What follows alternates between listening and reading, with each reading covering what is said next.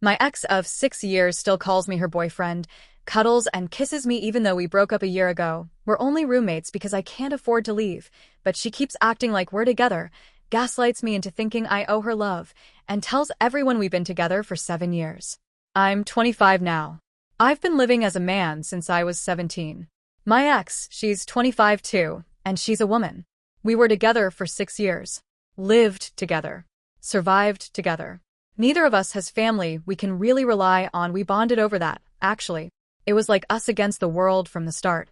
We were so young and so completely unprepared for how hard life was going to hit us. Debt, drugs, addiction, violence, the kind of transphobic aggression that leaves scars deeper than bruises. It all seeped into everything, especially our intimacy. Still, we kept holding on to each other, maybe out of love, maybe just out of survival. When you've been through that much darkness with someone, it's hard to tell the difference between the two. It's even harder to walk away. We finally broke up last year. She said she was done with my anxiety. I can't even blame her. I've been teetering on the edge of depression for years now, surviving but barely. She had her own battles, though. ADHD, burnout, hopelessness. It wasn't her fault either. We were both drowning and trying to save each other with lungs already full of water. Everything was just messy. But even after the breakup, we couldn't go our separate ways. Money was too tight, and neither of us could afford rent alone. So we stayed roommates. Same apartment, separate rooms. Living ghosts of a love that had already died. It wasn't ideal, but what choice did we have? The world doesn't exactly make it easy for people like us. Poor, broken, tired, and trying. For that whole year, I tried everything to find my own place. Every odd job I could get my hands on, warehouse shifts, deliveries, bar work. I'd take them, lose them, take another. People look at me like I'm trouble before I even open my mouth. I don't look normal enough. Not polished. Not safe. You get used to the looks, but they still sting when rent is due. I was just trying to pull my weight, to not be a burden. But no matter how much I tried, I never seemed to make enough to get out. She didn't do much to find a new place, and I couldn't really ask her to. It was technically her apartment. I had moved in with her. So it felt like it was on me to leave, to fix the situation, to make things right somehow. But every door I knocked on closed in my face. It's a weird kind of pain, living with someone you love, but can't be with anymore.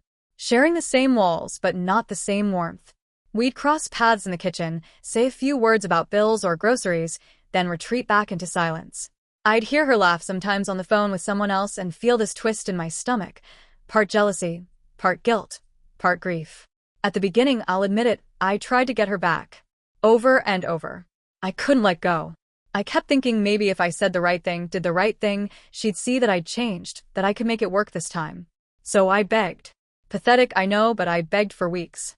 Texts, late-night talks, little gestures. Anything to prove I still loved her. She always stood firm though. Cold. Distant. She'd tell our mutual friends I was making her uncomfortable, that I couldn't take a hint. And yet, weeks later, she'd suddenly tell me she'd changed her mind, only to break up with me again, saying I was still not good enough. Every time, I'd just stand there confused, thinking, wait, we were a couple again? When did that happen? It was a mind game I didn't even realize I was trapped in. I'd feel guilty for something I didn't even understand. Guilty for the breakup. Guilty for not realizing we were back together. Guilty for failing to be better when I didn't even know I was being tested. I'd end up feeling like trash, completely worthless, and the cycle would start again. I'd ask her out, try to fix things, try to prove I could be what she needed. And every time, she'd say no. She'd complain to our friends about how I wouldn't leave her alone. So I'd stop. I'd pull back. I'd finally start to breathe again, and then, just a few days later, she'd break up with me out of nowhere. At first, I blamed myself for everything. I told myself I was too clingy, too emotional, too much. Then I'd think maybe I wasn't enough, not confident enough, not stable enough, not what she wanted. Sometimes I wondered if she was testing me, if she wanted to see if I'd really abandon her like everyone else in her life did. I wanted to believe there was some logic behind it, something I could fix, something that would make it stop hurting. We used to call each other soulmates. We used to be best friends before everything got so tangled. I kept asking myself, how did we mess it up this bad? How did something that used to feel like safety turn into this chaos, where I couldn't even tell what was real anymore? In November, it'll be exactly a year of this cycle, a year of guilt, confusion, and rejection on repeat. Every time I think it's over, it finds a way to start again. This loop of hope and disappointment has drained me more than anything else in my life ever has. Sometimes I just stop. I pull back completely. I stop trying, stop begging, stop reacting. But letting go isn't as easy as it sounds when you still live under the same roof. Every corner of this apartment reminds me of her, of us. The couch, the kitchen, even the stupid coffee mug I use in the morning. It's like trying to move on while standing in a museum of your own heartbreak. I've been trying so hard to focus on getting out, finding my own place, some space that's mine. That's my plan now. My only plan, really. But she doesn't make it easy. She keeps circling back. With time, I've started to see that this isn't normal. It's not normal to have to guess whether you're in a relationship or not. It's not normal for love to feel like walking through a minefield where you can't tell what'll set off the next explosion. Every time I try to draw a line, to shut it down, to say, no, we're not together, you can't keep doing this, it ends the same way, with tears, shouting, slammed doors. Sometimes I think she doesn't want me, she just doesn't want to lose me. And maybe, if I'm honest, I'm the same. Maybe that's the ugliest part of all this, that we both keep feeding a fire we claim we want to put out. Because of all that, I don't want to be with her anymore. I don't even want to try. I'm done chasing something that only exists when it's convenient for her.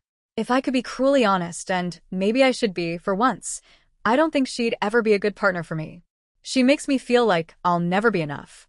Like I'm just some placeholder for when she doesn't want to be alone. She doesn't care about my anxiety, doesn't want to hear about my panic attacks or the nights I can't sleep. She acts like my pain is some kind of inconvenience to her, like I'm too much work, too much noise. And I'm exhausted. She never says what she wants, not really. And when I ask, she just shrugs or says she doesn't know. And maybe that's the most painful part, realizing I spent years trying to love someone who doesn't even know what love means to her. It's like trying to build a house with someone who doesn't know if they even want to live in it. Then August came, and one of our mutual friends told me she was in a relationship. With another girl, a friend of ours actually. And honestly, my first reaction wasn't anger. It wasn't jealousy. It was relief. Maybe even happiness. I was genuinely happy for her.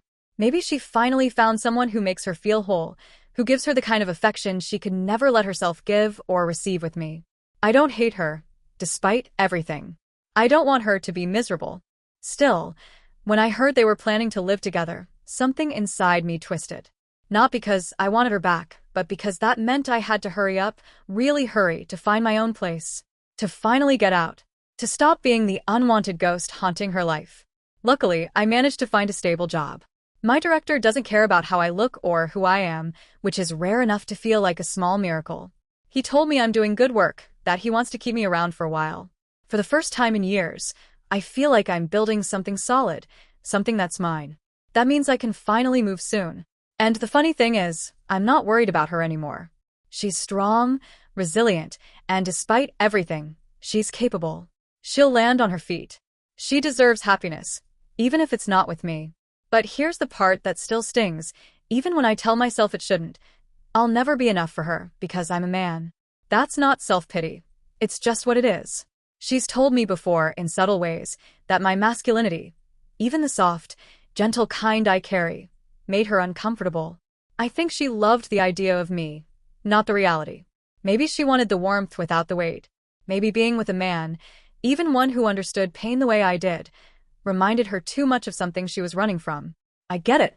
Heterosexuality can be complicated, especially when identity and trauma are tangled in it.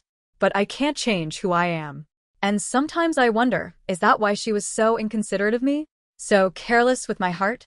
Because, deep down, she resented that I was a man and she couldn't mold me into what she wanted me to be? I'll never know. Seeing her now with her new girlfriend, I can already tell things are different. She smiles more. She's calmer, softer, kinder. The way she looks at her, it's not the way she ever looked at me. And weirdly, that helps me grieve. Because it proves something I've always suspected, that she wasn't broken. She just wasn't right for me. She's capable of being loving, just not to me. But even with all that acceptance, one thing still drives me insane. She keeps deciding, without me, when I'm suddenly her boyfriend again. It's like she can't stand the thought of losing control of the narrative. We were always polyamorous, sure, and during our relationship we had other partners. It wasn't frequent, but it happened. And it was fine because it was mutual. But now? I don't even know if her new girlfriend knows that we used to be that way. It's such a strange limbo. She's with someone else, publicly, happily, and yet she still clings to me privately, still drags me into her emotional orbit when she wants attention or reassurance. I don't think it's love. I think it's power. It's her way of saying, you don't get to leave me until I say so. She gets mad when I correct her. When she says, we've been together for 7 years, and I say, no, we were together for 6, and we've been forced to live together for 1, she acts like I've insulted her. Like I've erased something sacred. But to me, it's just the truth. We aren't together anymore. We're two people stuck under the same roof, pretending not to notice how broken everything is. She can't accept that. Maybe it hurts her ego. Maybe she needs the story to sound more tragic than it really is. Sometimes, in the evenings, she'll come into my room or sit next to me on the couch and wrap herself around me so tightly that I can't move. She buries her face against my neck and clings like she's drowning, like she's terrified I'll vanish if she lets go. And then she'll kiss me, without warning, without asking, and demand one back. Just one, she says, like that makes it innocent. Like that makes it okay. And when she dumps all her darkest thoughts on me, she always says the same thing. You're the only one I can tell these things to. I don't understand it. She has so many friends. People she calls, people who adore her, people who actually like her company. Meanwhile, she's spent years reminding me that I'm the shy one, the awkward one, the anxious one who never learned how to just talk to people. She mocks me for not having friends, tells me I need to open up to others so she doesn't have to deal with my issues alone, and yet she's the one who keeps coming back to me when she needs someone. It's like she wants the emotional labor without the responsibility. She wants me to listen, to comfort her, to be the one constant she can always fall back on, but she doesn't want to be with me. She wants me trapped in her orbit, close enough to feed her ego, far enough to keep her options open. She used to brag that she had a better social life, that people understood her better than they understood me.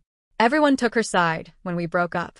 They said I was too quiet, too moody, too sensitive. They said she put up with a lot. Maybe they're right. Maybe I'm not easy to love. But if she has all these people around her, why does she still need me? Why does she still crawl into my bed at night, still hold me like we're something we're not? What really gets under my skin is the way she publicly distances herself from me while privately refusing to let me go. When she's with her friends, I'm just her roommate. She says it like a punchline. Oh, him? He's just my roommate, duh.